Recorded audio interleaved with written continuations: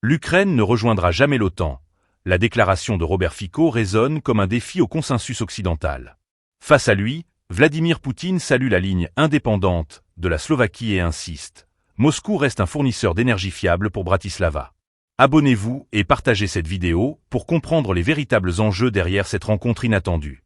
En marge des commémorations du 80e anniversaire de la fin de la Seconde Guerre mondiale, le président russe et le premier ministre slovaque se sont retrouvés dans un face-à-face qui ne passe pas inaperçu. Loin d'un simple protocole diplomatique, cet échange traduit un repositionnement subtil mais lourd de conséquences au cœur de l'Europe centrale. Robert Fico, connu pour ses prises de position parfois iconoclastes, a martelé que l'Ukraine n'avait pas vocation à intégrer l'Alliance atlantique. Une affirmation tranchante qui rompt avec la rhétorique dominante au sein de l'Union européenne et de l'OTAN. Pour Bratislava, il s'agit aussi de marquer son désaccord frontal avec les attaques de Kiev visant l'oléoduc de Droujba, véritable artère énergétique reliant la Russie à plusieurs pays européens.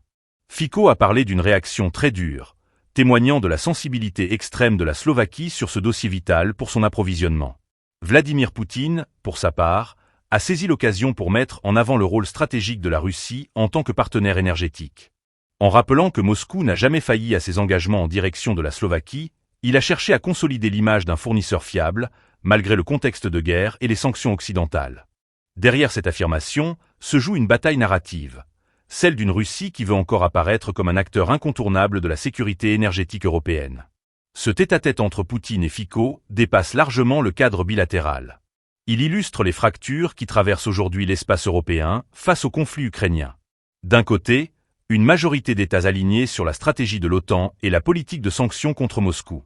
De l'autre, quelques voix discordantes, comme celle de la Slovaquie, qui revendique une politique étrangère indépendante, guidée avant tout par leurs intérêts nationaux.